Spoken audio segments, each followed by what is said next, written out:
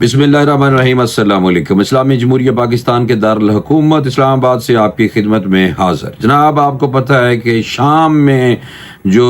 کا جو سورج ہے بشار الاسد کے اقتدار کا، وہ غروب ہو چکا ہے، لیکن ابھی میں نے آپ کو جو بتانا ہے وہ یہ ہے کہ شام میں باغیوں کی اچانک پیش قدمی جو ہے اس کی وجہ کیا ہے۔ یہ ساری صورتحال میں آپ کے سامنے رکھنے جا رہا ہوں تاکہ آپ کو تھوڑا سا پس منظر اور پیش منظر بھی آپ کو بتاؤں گا، تاکہ آپ لوگوں کو شام میں جو ہونے والے مسائل ہیں اور شام میں جو اقتدار ہے بشار الاسد کا، اسد خاندان کا 50 سالہ جو دور تھا وہ غروب ہو گیا جناب۔ اور 24 سال سے بشار الاسد جناب صدر تھے شام کے، اور آپ کو پتہ ہے کہ شام کی زیادہ تر آبادی، تقریباً آدھی سے بھی زیادہ، کچھ 60 سے 64-65 جو % آبادی ہے وہ مسلمان سنی ہیں، مسلم سنی ہیں، اور باقی جو لوگ ہیں وہ شیعہ کمیونٹی کے لوگ وہاں پہ بستے ہیں۔ لیکن شیعہ کمیونٹی اقتدار جو ہے وہ شیعہ کمیونٹی کے پاس تھا، اور بشار الاسد اس نے جناب جو اس کے قریبی لوگ بھی تھے وہ سارے کے سارے اقتدار میں تھے، اور سارے کے سارے شیعہ مسلک سے تعلق رکھتے تھے، اور ایران کو خاص قسم کی سپورٹ تھی بشار الاسد کو، اور رشیا بھی ساتھ ساتھ بشار الاسد کو سپورٹ کرتا ہوا آ رہا تھا، یعنی کہ اسد خاندان کو۔ اور ترکی جو ہے وہ بشار الاسد کے خلاف تھا، اسد خاندان کے خلاف رہا ہے، اور جو ہیئت التحریر الشام جو تنظیم ہے، جو ابو محمد الجولانی صاحب ہیں جناب، اس کے سربراہ، ان کی اور اس کے اندر جو گروپ ہیں تنظیم کے اندر، وہ ساروں کی ساروں جو سپورٹ تھی وہ ترکی سے مل رہی تھی۔ میں ابھی آپ کو بتا دیتا ہوں تھوڑا سا کہ جی بشار الاسد حکومت کے خلاف جاری خانہ جنگ جو تھی، یہ 2016 کے بعد یہ اب پہلا موقع ہے کہ جب اپوزیشن نے حلب پر چڑھائی کی ہے، اور شام کا 30% حصہ بشار الاسد کے کنٹرول میں پہلے سے ہی نہیں تھا۔ القاعدہ جو تھی وہ شام سے تعلق رکھنے والے ابو محمد الجولانی نے باغیوں کی پیش قدمی کی قیادت کرنے والی ہیئت التحریر الشام کی بنیاد 2016 میں رکھی تھی۔ یعنی کہ کہنے کا مقصد یہ ہے کہ القاعدہ کی یہ ایک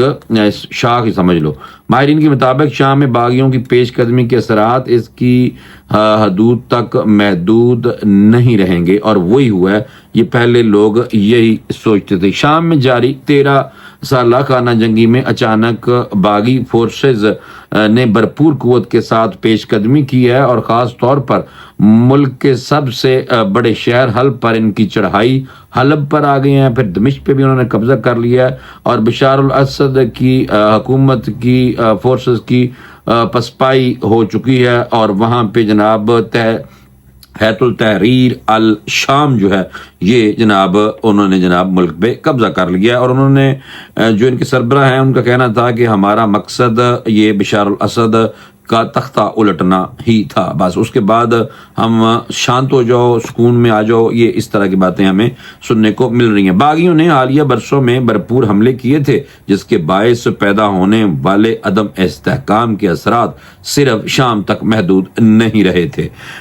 بشار الاسد حکومت کے خلاف جاری خانہ جنگ میں 2016 کے بعد اب یہ پہلا موقع ہے کہ جناب جب اپوزیشن نے حلب پر چڑھائی کی ہے، اپوزیشن یعنی کہ ہیئت التحریر الشام جو جماعت ہے، یہ ایک بڑا باغی گروپ ہے جو بشار الاسد کے پیچھے لگ گیا سی جناب، اور اس کو ہر حالت میں گرانا چاہتا تھا۔ اس وقت بشار الاسد کی مدد کے لیے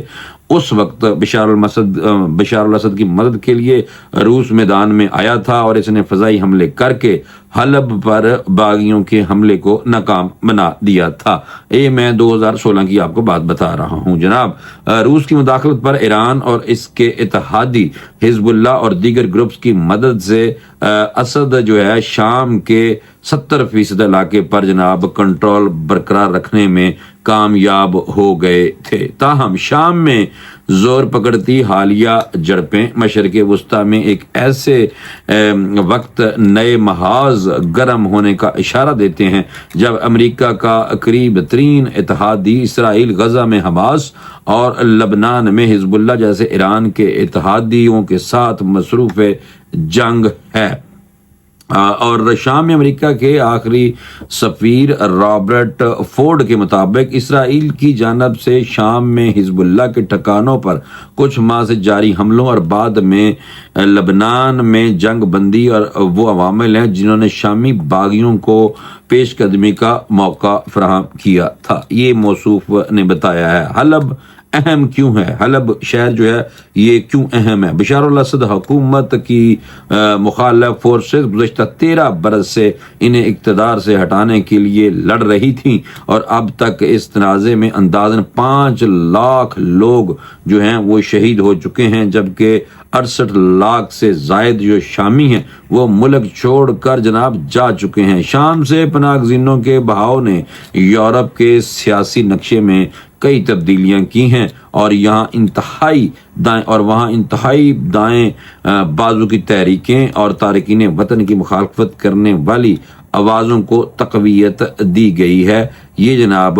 وہاں کے جو بہت بڑے بڑے اسکالر ہیں ان کا کہنا ہے۔ شام کا 30% بشار الاسد کی حکومت کے کنٹرول میں نہیں تھا اور یہ گروپس جو تھے یہ غیر ملکی فوج کے مرہون منت تھے اور غیر ملکی فوج جو تھی وہ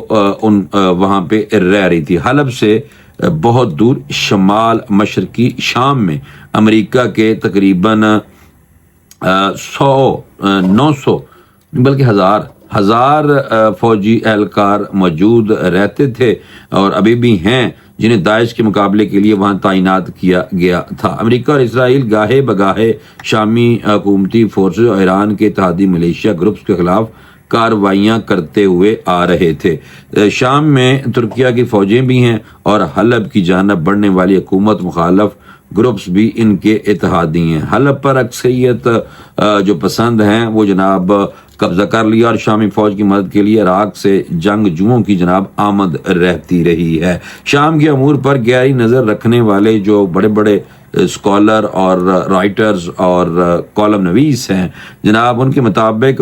گزشتہ برسوں میں باہم لڑنے والی فریقوں کے زیر کنٹرول علاقوں میں کچھ تبدیلیاں آئی ہیں، تاہم اگر شامی حکومت کی فورسز کے پاؤں جمے رہے تو وہ جمے رہتی، لیکن ابھی وہ پاؤں ان کے اکھڑ چکے ہیں جس کی وجہ سے بازی پلٹ چکی ہے۔ سابق سفیر جو تھے امریکن شام کے اندر مسٹر فورڈ، ان کے مطابق حلب میں پیدا ہونے والی صورتحال عدم استحکام کا دائرہ اکثر وسیع کر دیتی رہی ہے۔ حملے کی قیادت کون کر رہا ہے؟ شام میں باغیوں کی پیش قدمی ہیئت التحریر الشام HTS نامی تنظیم کر رہی ہے، جسے بہت پہلے ہی امریکہ اور اقوام متحدہ کی طرف سے دہشت گرد تنظیم قرار دے دیا گیا تھا۔ اس تنظیم کے سربراہ محمد الجولانی شام میں جاری جنگ کے پہلے ہی ماہ 2011 میں القاعدہ کی شاخ کے لیڈر کے طور پر سامنے آئے تھے۔ شامی اپوزیشن القاعدہ کے اس جنگ میں ملوث ہونے سے ناخوش تھی کیونکہ وہ اسد کی بابر حکومت کے خلاف لڑائی میں انتہا پسند عناصر کو شامل نہیں کرنا چاہتی تھی۔ جولانی اور ان کے گروپ نے ابتدا میں کئی ہلاکتوں خیز دھماکوں کی ذمہ داری قبول کی اور مغربی افواج کے خلاف لڑائی کا اعلان کیا تھا۔ ساتھ ہی اس گروپ نے اقلیتوں کی جائیداد اور املاک پر قبضہ کر لیا تھا اور قوانین پر خاص ڈریس کوڈ نافذ کرنے کی خواتین پر خاص طور پر ڈریس کوڈ نافذ کرنے کے لیے مذہبی پالیسی بھی تشکیل دی گئی تھی۔ محققین جناب بتاتے ہیں کہ جولانی اور HTS حالیہ برسوں میں ایک بار پھر منظم ہوئے تھے اور انہوں نے مسلح کارروائیوں کے ساتھ ساتھ اپنے زیر انتظام علاقوں میں سول انتظامیہ کھڑی کرتے نظر آئے تھے۔ حلب پر باغیوں کا جو قبضہ ہے، اس میں حلب میں جنگ کی تاریخ میں جو ہے وہ میں بتا دیتا ہوں آپ کو۔ حلب ہزاروں برس سے بڑی سلطنتوں کے لیے تجارتی راستہ رہا ہے اور اسے مشرقی وسطی کے کاروبار اور ثقافتی مراکز میں شمار کیا جاتا ہے۔ اس کی آبادی لگ بھگ 23 لاکھ ہے اور 2012 میں اس مشرقی علاقہ باغیوں کے قبضے میں چلا گیا تھا اور وہ اپنی مسلح جد و جہد کا اہم ترین سنگ میل قرار دیتے تھے۔ شامی حکومت نے 2016 میں روس کے فضائی حملوں کی مدد سے شہر کا محاصرہ کیا اور شہر میں موجود باغیوں کی رسد کاٹ دی اور انہیں کمک بھی نہیں پہنچنے دی۔ اس محاصرے کی وجہ سے باغیوں کو گھٹنے ٹیکنے پڑے اور حلب اسد حکومت کے پاس واپس چلا گیا تھا۔ ترکیہ کے صدر کی ایک ایسی ان کی بات تھی جو شام سے ایک بار پھر تعلقات بحالی کے حوالے سے تھی، جو میں بتا دیتا ہوں۔ اس وقت جنگ میں روسی فوج کی مداخلت فیصلہ کن ثابت ہوئی اور اسی وجہ سے یہ شہر اسد حکومت کے ہاتھ سے نہیں نکلا۔ ایک آزاد مانیٹرنگ گروپ کے مطابق رواں برس اسرائیل نے حلب پر حملے کر کے وہاں دیگر اہداف کے علاوہ حزب اللہ کے اسلحہ ڈیپو کو بھی نشانہ بنایا تھا۔ اسرائیلی حلب اور حکومت کے زیر انتظام دیگر حملوں کی ذمہ داری کم ہی قبول کرتا ہے۔ جناب یہ صورتحال تھی، میں نے کہا آپ کو حلب کے حوالے سے بتا دوں اور باغیوں کے حوالے سے بھی میں اس لیے بتانا چاہ رہا تھا کہ یہ جو گروپ ہیں یہ جناب کیسے بنے تھے اور شام میں باغیوں کی جو اچانک پیش قدمی تھی وہ جناب کیسے بیک گراؤنڈ میں چلتی ہوئی آ رہی تھی، جو اب آپ دیکھ لیں کہ یہ جو گروپ ہے یہ آ کے قابض ہو گیا ہے اور بشار الاسد جو کہ ایران سپورٹ کے ساتھ اور روس کی آشرواد کے ساتھ اس شام مسلم ملک پہ قابض تھا اور اس کا خاندان گزشتہ 50 سال سے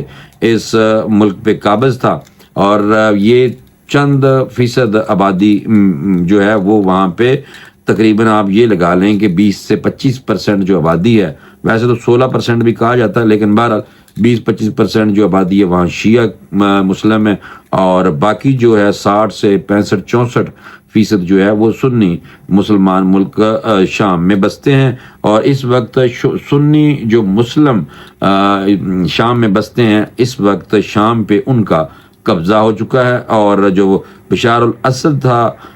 جو شیعہ مسلم تھے اور جن کو خاص سپورٹ تھی ایران اور روس سے، ان کا خاتمہ ہو چکا ہے، ان کی حکومت کا خاتمہ ہو چکا ہے، ان کے خاندان کا اقتدار پہ جو قبضہ تھا وہ ختم ہو چکا ہے اور بتایا جا رہا ہے کہ بشار الاسد گزشتہ دن ایک طیارے میں وہ جناب ان کی ہلاکت ہو گئی تھی۔ ابھی تک مصدقہ اطلاعات موصول ہو رہی لیکن جب تک نہیں ہوتی تو ہم بھی انہیں فی الحال گم ہی کہہ سکتے ہیں کہ بندہ فی الحال جہاز سے بیٹھ کے جا رہا ہے، صرف گم ہو چکا ہے، ابھی تک اس کا نہیں پتا کہ وہ کہاں گرا ہے اور ہلاک ہوا ہے یا نہیں۔ میں نے کہا چھوٹی سی ایک تحریر آپ کے لیے بنائی تھی، میں نے کہا فوری طور پہ آپ کو بتا دوں کہ شام میں باغیوں کی جو باغی جن کو کہا جاتا ہے جو جماعت ہے